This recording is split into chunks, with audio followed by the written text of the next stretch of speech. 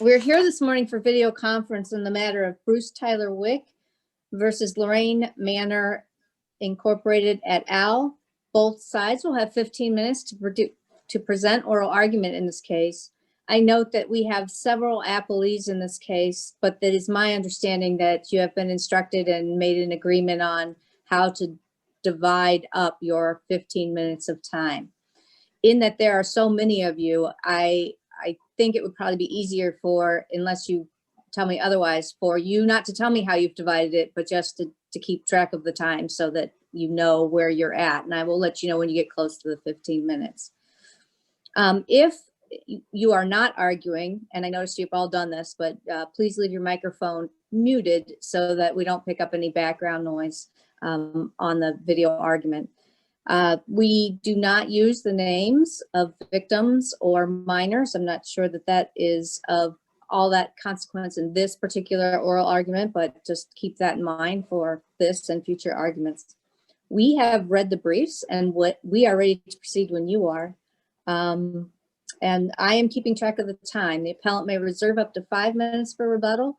So if you would like to reserve that time, if you let me know, I'll try to keep you apprised of the passage of time, let you know when you're getting close to that rebuttal time so you can be aware that that's happening. Again, we've read the briefs, and Mr. Wick, we are ready to proceed when you are. You're muted, however. I need you to unmute your microphone.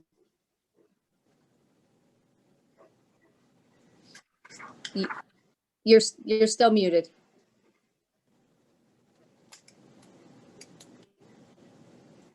Yes. Can you hear me now? Can you hear me now? I can, thank you. I would like to reserve 3 minutes, Your Honor. Certainly.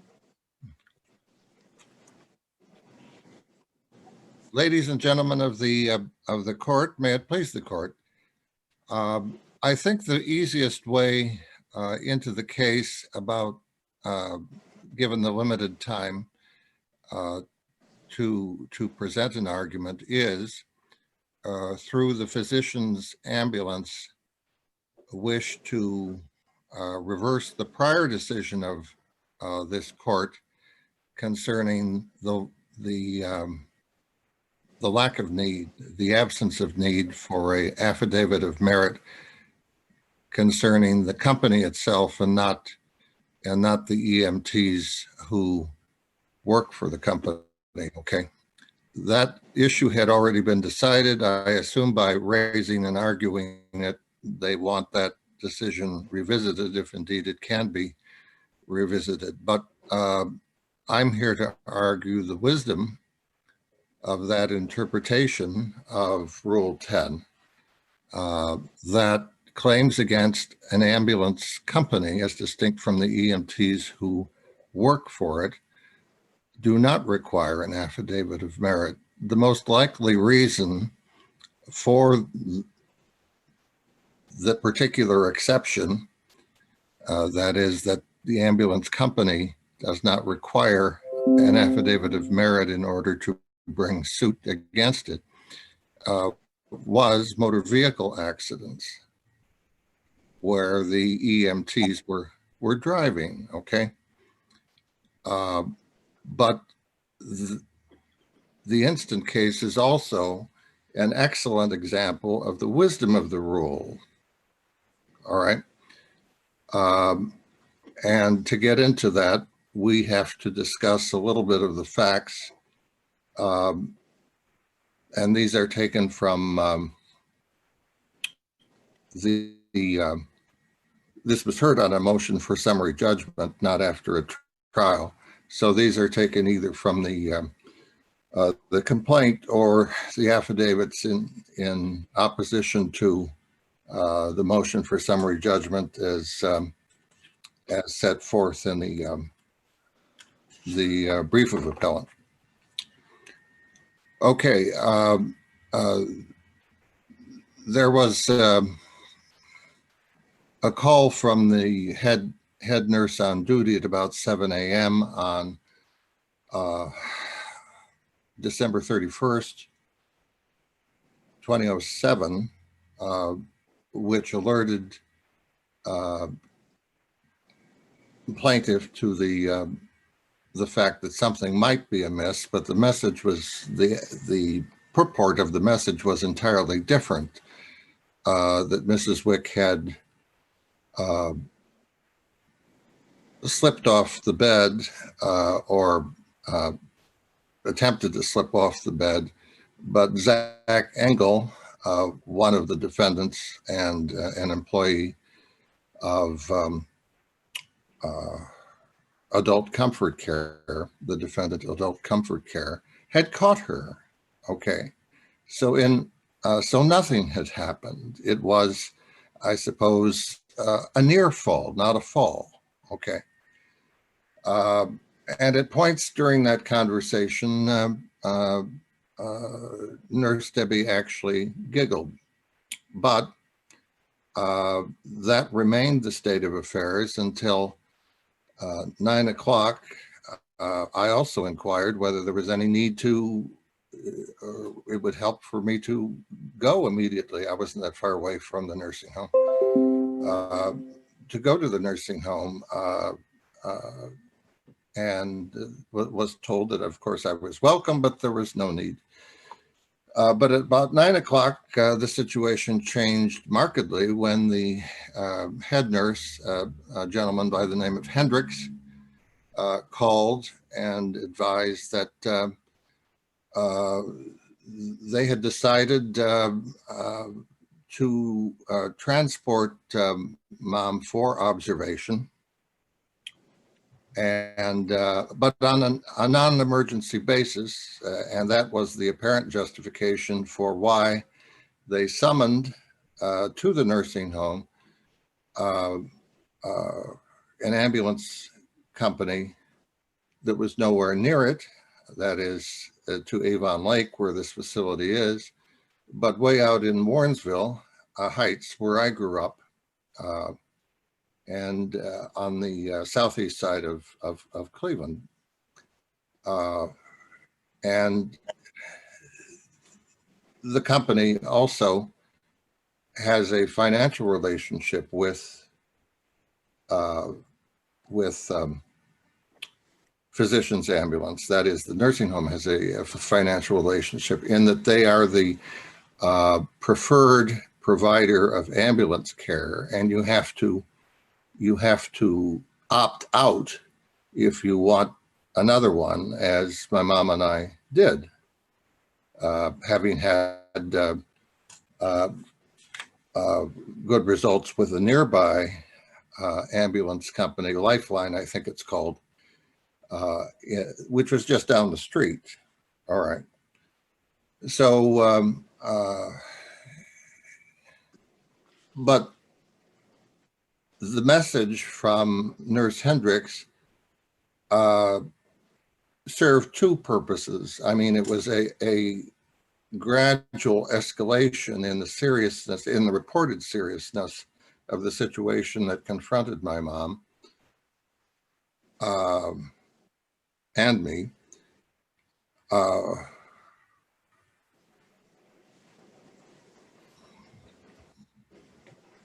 And it excused both summoning, it excused basically a 2-hour delay, all right?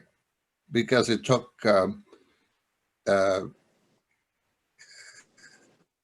from 7 to 9 for the ambulance to ultimately arrive at the facility, and for me to be informed. All right. So fast forward to my arriving at the hospital following the arrival of the ambulance. I could not see Mom immediately. Was told they were working on her in the emergency room, and but then occurred a surprising development. I would not be permitted to see her until I had been interviewed by a social worker, and who worked for the hospital, and she demanded to know from me why I had delayed bringing my mom in for treatment. And apparently,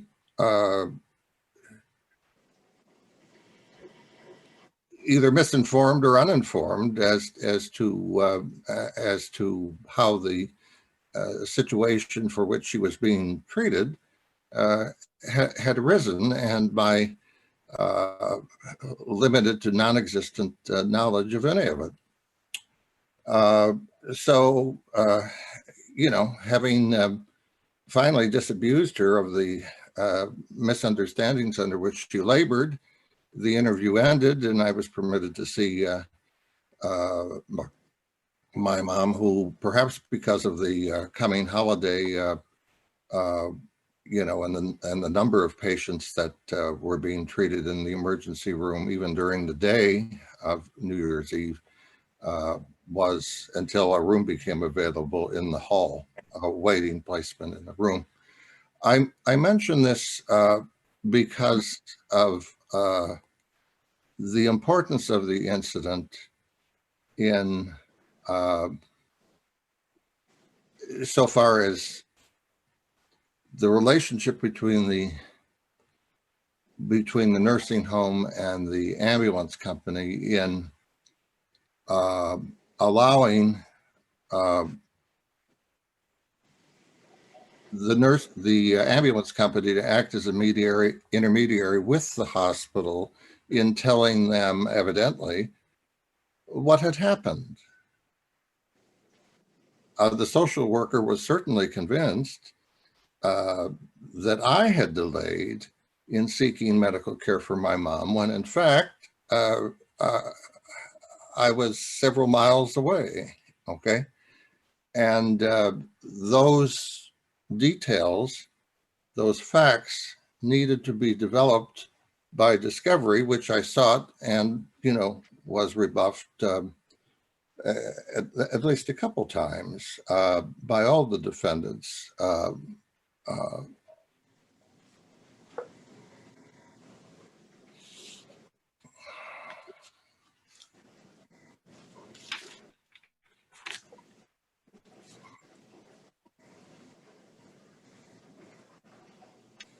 I would turn next to what apparently is confusion over what happened procedurally in the case, so far as the cases that were that I filed on the estate's behalf concerning my mom's injuries and subsequent death.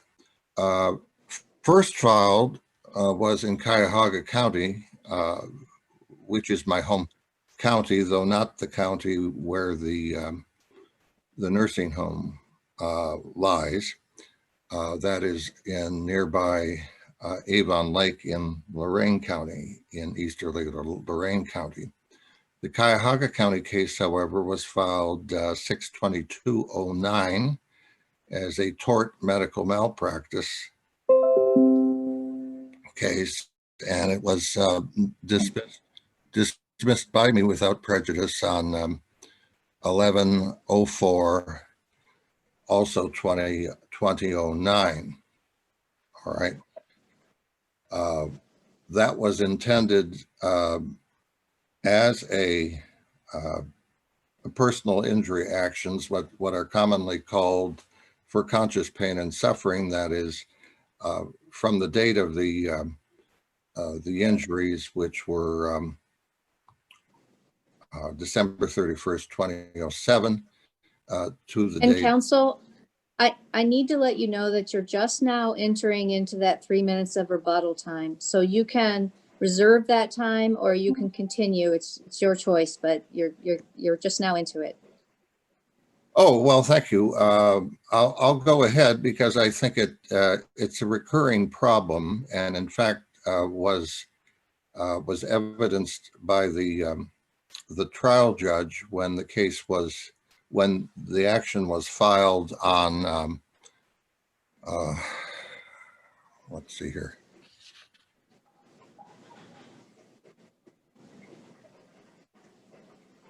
On 01/04/2010, Okay.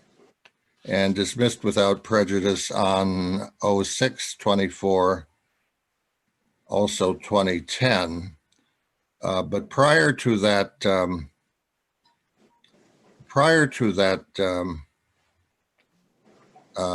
dismissal, that was a dismissal by the court. But prior to that dismissal on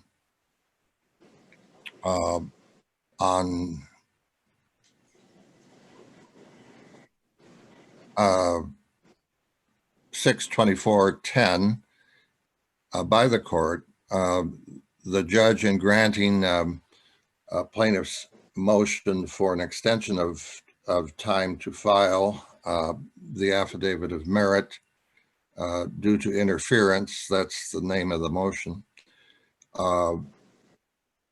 mentioned that the dismissal was without prejudice, and in the dismissal itself indicated that the possibility existed to refile within a year of 6/24/10. But significantly, in the prior order granting the motion, it's not in the docket entry, but it says see journal, and it's after that in the journal entry itself. That's on 6/7/10. There's discussion of the fact that the court believed that the Cuyahoga County action was a refile, or the first Lorain County action was a refiling of the Cuyahoga County action, when in fact it was limited to their survivorship claims, that is, the personal injury claims, often referred to as conscious pain and suffering. All right. And only in the action filed, the first Lorain County action filed 104/2010, as I recall, in a snowstorm, were the survivorship action and the wrongful death action combined. And counsel, I need to let you know that you have utilized your 15 minutes, which included your 3 minutes of rebuttal. Thank you very much for your argument. We need to hear from the appellees at this point. If you would mute your microphone while you're not arguing so we don't pick up any background noise. Well, how can I again do that, Your Honor? There, you did it. You just did it. You're good. Yeah, you did it. Thank you. And counsel for the appellees, if you would introduce yourself and the party that you represent when you begin your portion of the argument, that would be helpful for us. Thank you.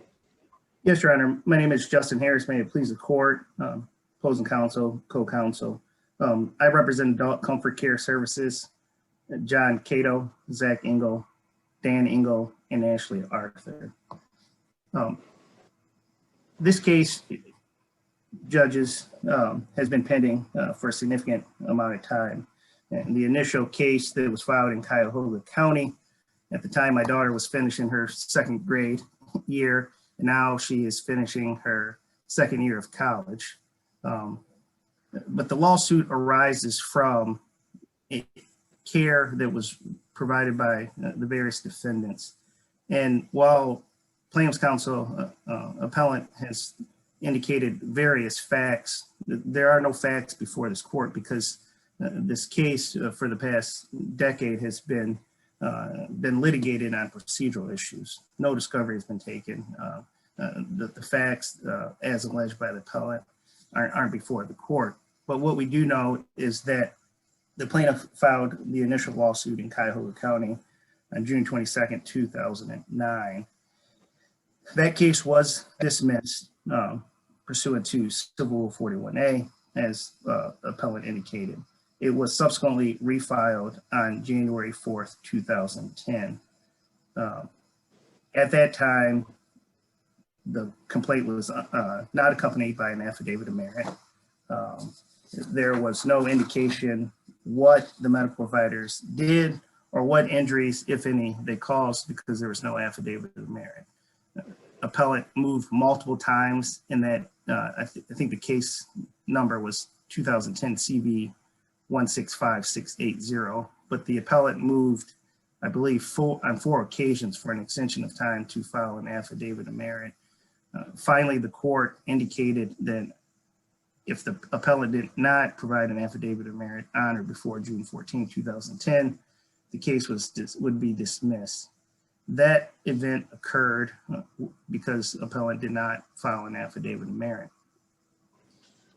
The appellant subsequently, on June of 2011, refiled this case for the 3rd time after various motions were filed. The court granted our motion to dismiss. And I had the pleasure, along with some of my counsel for appellees with us here today, to argue in front of the court at that time.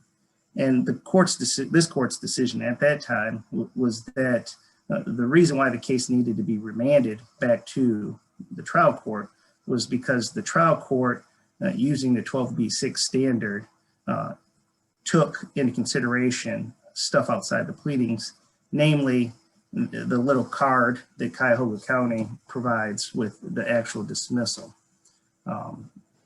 Being this is the 9th Circuit and Cuyahoga County's in the 8th Circuit, 8th District, it was a different court.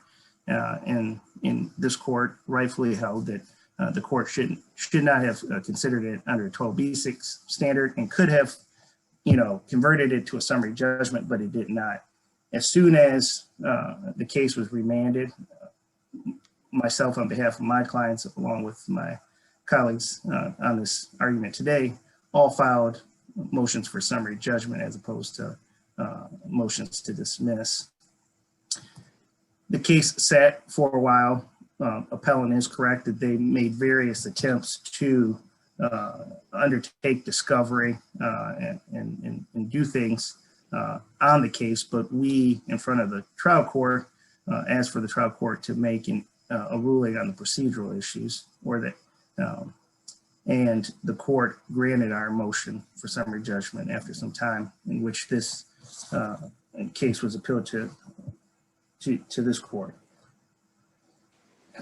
The issue before the court is simple. It's elementary. It's the double dismissal rule and the saving statute. Under the appellant's analysis or argument that they would basically have a right to dismiss and refile infinite forever and ever, but at some point the courts and Ohio's legal system wants to put some sort of finite date on the ability to file lawsuits through the statute of limitations. We believe the trial court, appropriately granted summary judgment under the double dismissal rule. We believe that the plaintiff, I just want to comment real quick on, I think an argument that he was going to make with regard to the difference between survivorship and wrongful death action. His lawsuit filed in Cuyahoga County contained the date that his mother died of January 2nd, 2008. It may not have specifically spoke to wrongful death, but it was pled as if it were a wrongful death action. But more importantly, the second time it was filed, and appellant contends that there was a difference to the complaint that was filed in Lorain County as opposed to Cuyahoga County. At that time it was filed in 2010, there was no affidavit of merit. The first time that counsel for anybody received an affidavit that somehow linked the negligence of my clients to the actual death through an affidavit of merit was, I believe, November of 2011, almost 4 years, three years and 9 months after the death of his mother. As this court is aware, under the analysis in Fletcher, to establish just the adequacy of a complaint, for a medical claim, whether it's survivorship claim or wrongful death action. If it's sounding in medical negligence, it has to be accompanied by an affidavit of merit. The first, second, and third complaint at the time they were filed were not accompanied by affidavits of merit. I will turn it over to my co-counsel to continue the argument.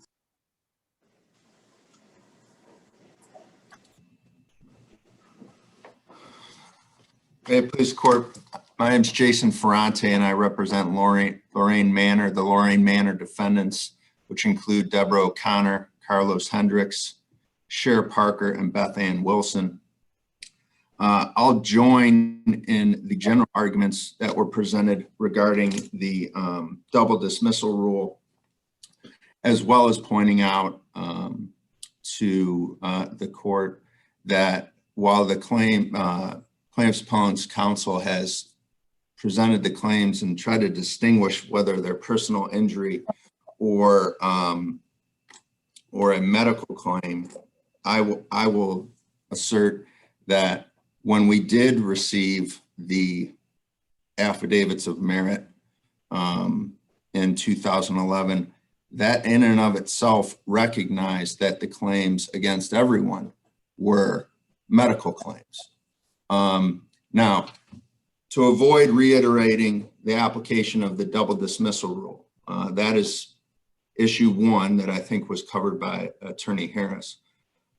As applicable, though, to not only Lorain Manor, but to the extent of the other appellees, is whether the motions for summary judgment were properly granted because of the double dismissal rule, which has already been covered. But to the extent to Lorain Manor, were those affidavits of merit even proper? And to that, I tell the court no, particularly against the Lorain Manor defendants. They've never been corrected. They've only been asserted once. They never name any of the Lorain Manor defendants, including the individuals and the entity. They never state that the Lorain Manor defendants that I've mentioned earlier breached the standard of care or caused any injury or death. Now that one is even more important because the nurse Spring, who was one of the affiants, the case law is clear. The nurse cannot attest to causation. And in terms of the physician, he made no connection. So what we have here as it applies to my clients, Lorain Manor, and the various individuals is not only did the double dismissal apply, and not only was that an appropriate decision by the trial court, but we also had affidavits of merit that did not establish the sufficiency of the complaint against my clients. And for that reason, the decisions were not in error in granting the summary judgment. One final point that I'd like to point out that was brought up very briefly is we heard a lot about the facts. And again, they are not before the court. What we are dealing here with are procedural issues that have either been avoided or ignored or tried to be distracted away from for the last 11 years. And with the lack of error, we'd ask that these decisions be affirmed to conclude this matter. And at this point, I'll defer to my co-counsel on this. Thank you.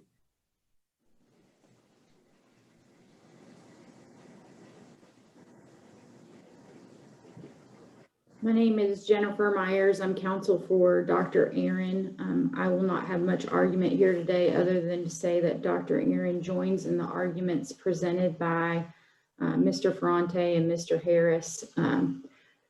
We join in the arguments regarding the double dismissal rule and the efficiency of the affidavit of merit that has been presented in the trial court.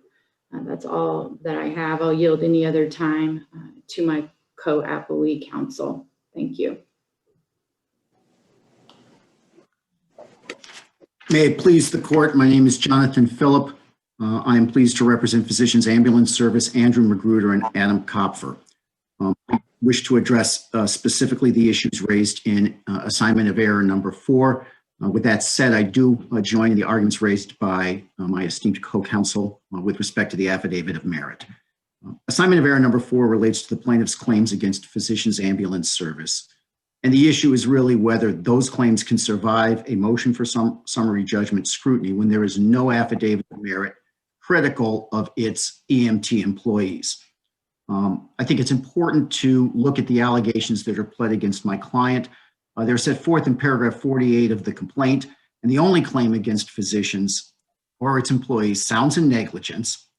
And it's basically whether it administered morphine, which we submit as purely a medical claim, and whether the standing orders to have a closer ambulance service, frankly, were even known by my client, but even if they weren't, whether that made any difference in the care and treatment plaintiff received, which we submit is purely a medical issue.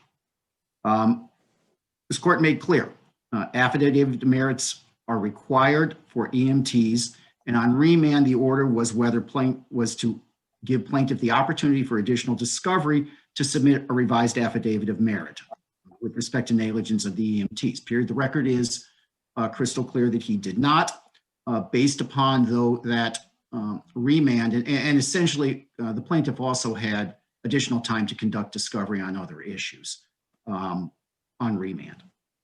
So the issue is whether a vicarious liability claim can survive if the underlying medical malpractice claims lack merit pursuant to the failure to file a 10B affidavit of merit.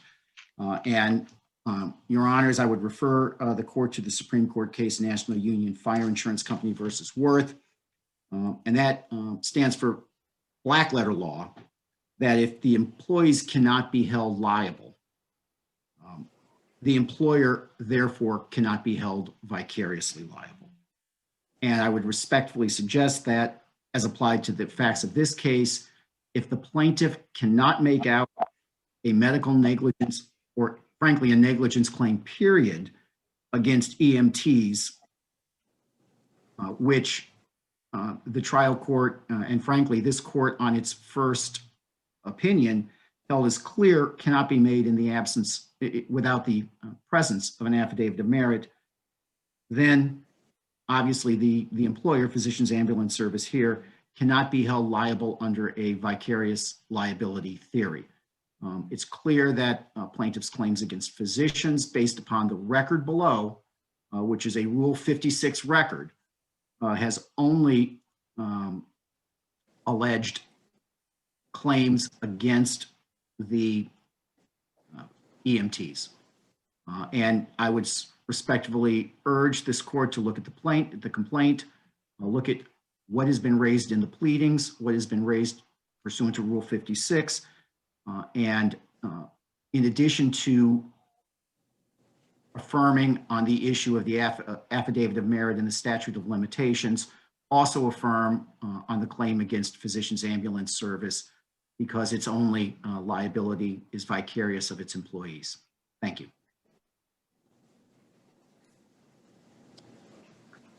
Thank you all for your arguments today. The court will take the matter under advisement. We will issue a written decision, which is mailed to all parties to this appeal, as well as posted on the Ohio Supreme Court and 9th District Court websites. We are adjourned until our next oral argument video, which will be this Thursday, January 14th.